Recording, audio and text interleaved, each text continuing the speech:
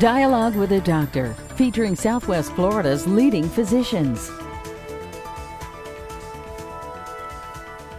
Welcome to Dialogue with a Doctor. My name is Dr. Gregory Leach, and I'm here with Dr. Raymond Phillips, a board-certified gastroenterologist here in Naples, Florida. And this is a part two of a segment on irritable bowel syndrome, which everybody's heard that word. Nobody really understands completely what it is, but we talked initially about what it is and the physiology behind it. Now we want to talk about what to do about it. And I'm sure everybody's watched on television. They have all these words down like IBSD and all these drugs that we see on television, but you're going to tell us really how to do that. Oh, absolutely, Greg. Thanks for this is a really important subject because more than 30% of individuals have some form of irritable bowel syndrome.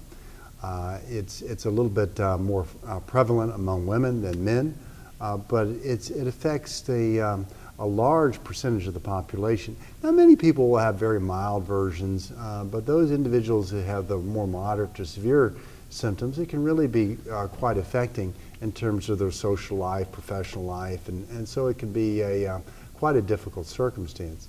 And just to review briefly, there's different varieties: diarrhea predominant, constipation predominant, and a mixed group.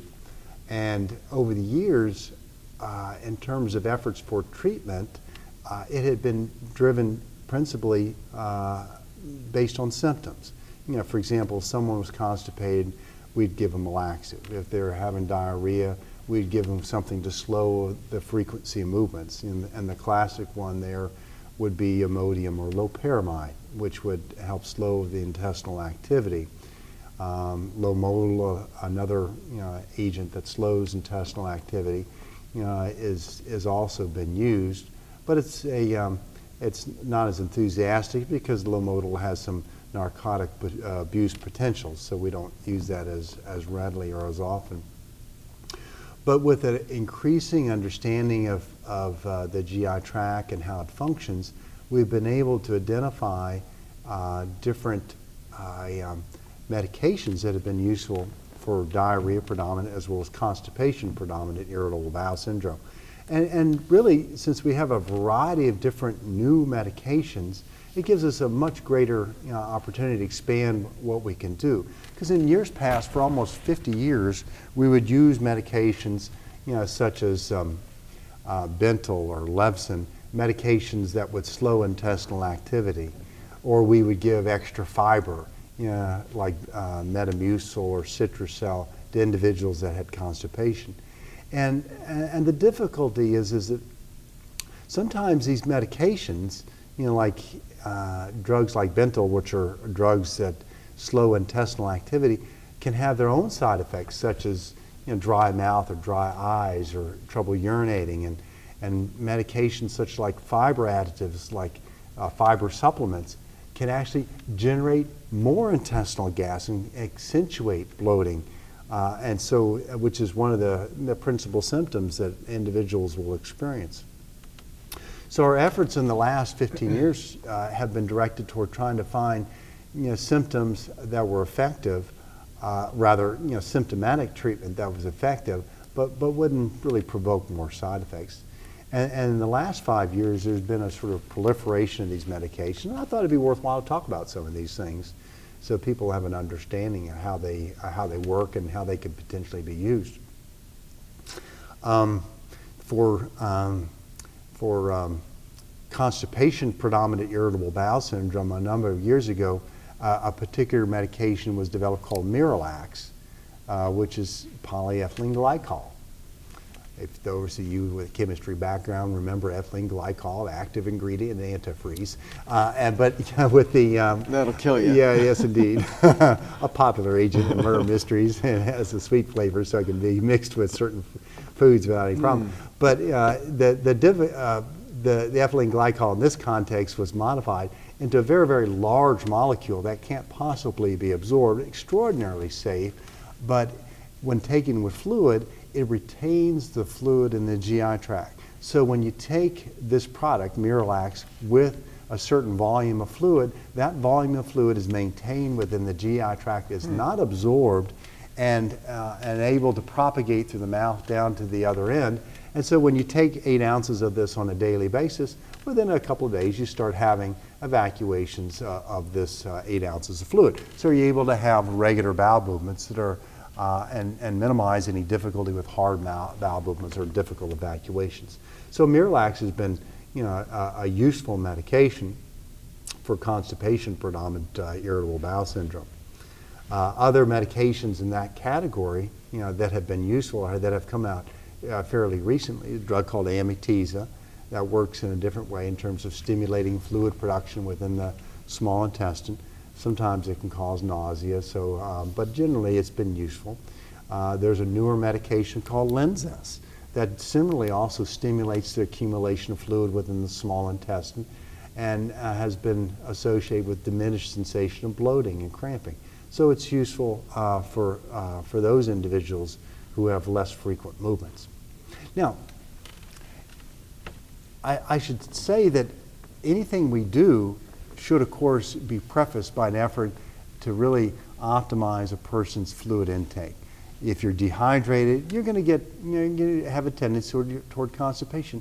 And almost all Floridians are dehydrated, just given by the very nature of living in this environment. So it's really important for fundamentals to be addressed initially, such as hydration status, to drink fluids in sufficient volume in the morning to get yourself hydrated in an early part of the day so your GI tract and the rest of your body works more efficiently.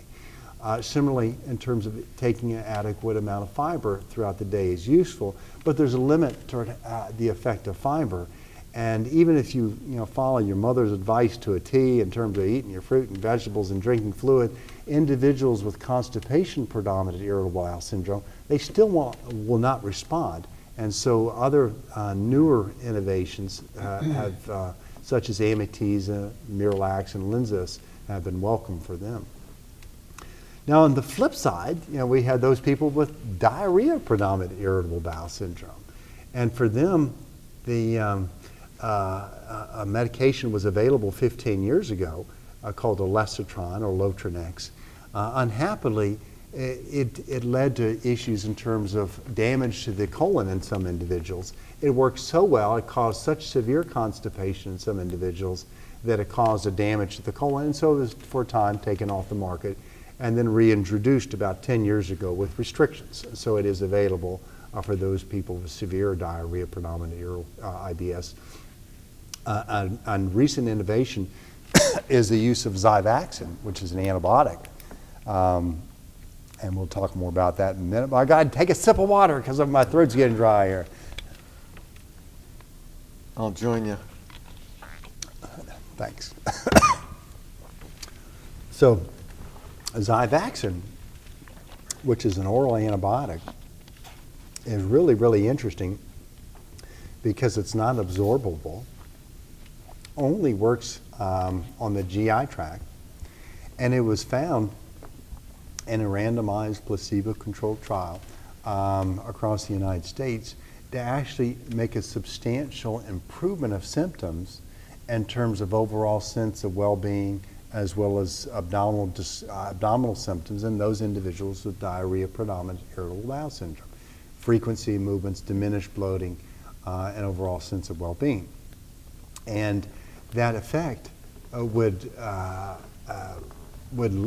persist for at least several months in some individuals, and has been shown that upon return of symptoms, it can be reused and still have a durable effect in terms of promoting improvement of those. So you just use it for a short time? Use it for 14 days. Use it for 14 days, 3 times a day. And it has an improvement in about 45 or 50% of individuals. The exciting thing about that medication was that for the first time, it was acting on the notion of altering bacteria within the colon and in the small bowel, and thereby potentially influencing the symptoms of those individuals with diarrhea predominant IBS. So the notion was that it changed our understanding to the extent that perhaps irritable bowel syndrome was indeed influenced by the microbiome, the bacteria within the GI tract, and that by influencing those bacteria with medications such as Xivaxin, that we could potentially get a favorable improvement of symptoms overall. So that's been exciting and has been quite a push to the probiotic industry, which has been used where of course the definition of probiotic is where you take a bacterial culture and it can favorably influence the bacteria and the microbiome within the GI tract. Now, the frustrating issue about probiotics is, although available for 10,000 years, initially in the form of yogurt, and now there's more recent modifications, and there's whole sections of the health food store turned over to probiotic use now, there's no requirement for any kind of systematic studies from the probiotic industry. It's not supervised by the FDA, and so as a result, there's no requirement for effectiveness, and there's not even a requirement for safety necessarily, except for manufacturers to report any deficiencies in their product. So it's just a guess. And that's the problem with probiotics now. It's just a guess. The notion is valid. The scientific notion is valid, but it's just very much a guess as to whether a particular product may be useful for a particular individual. And so it's been a frustration, and progress has been slow in that area. You talked on another segment about the microbiome of the gut is different in you and me and in other individuals, and it's being studied now. So that, you were saying, that has to be detailed before anybody would really know what to put in to make it better. Well, exactly, and the NIH, in an effort to and in collaboration, is now, of course, you had the Human Genome Project, which was a tabulation of the genome of humans that culminated 15 years ago in a successful sort of rendering of the genome. Now there's a human microbiome project ongoing to tabulate all the different DNA that exist in a selective, quote-unquote, normal group of individuals across the United States. Now, interestingly, though, the amount of genes in the microbiome is 100 times greater than the number of genes that are present in the human genome, and so it dwarfs. So it really is going to be a gigantic effort to be able to tabulate that. But newer advances in molecular biology and high sequencing flow techniques, as well as individual advances in computer technology and processing, and allow us to be able to handle this volume of information that's being generated. And so now it's we're fast approaching.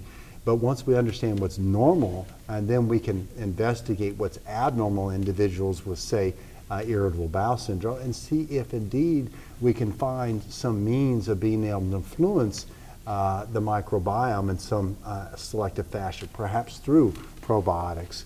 But you can't really normalize someone when you don't know what normal is to start with. And that's the effort that's ongoing at this point. So yeah, our understanding of irritable bowel syndrome has really expanded terrifically over these last 30 or 40 years. And now we have a sort of solid scientific foundation to be able to make further progress and research initiatives to be able to really give meaningful improvement in terms of the underlying, what we believe, mechanisms that are provoking irritable bowel syndrome.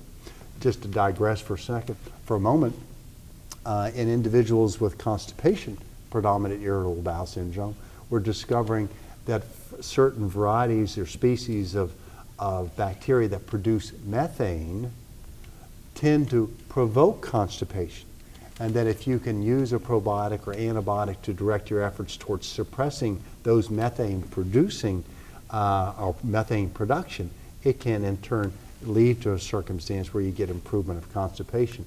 So that's another sort of outshoot of this effort of now our understanding how alterations in bacteria can lead to alteration in function of the GI tract.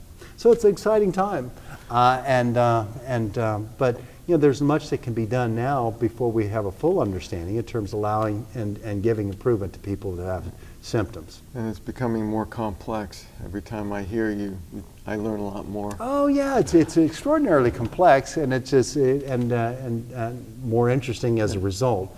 But it's certainly there's much that can be offered in terms of relieving symptoms, so it's worthwhile to talk to your physician or talk to your gastroenterologist to really sort of develop that understanding, see what can be done for an individual. Well, thank you, Dr. Phillips. We appreciate you coming tonight, and we expect to have you back again. Well, thanks so much, Greg. I appreciate the opportunity. Thank you all for being with us.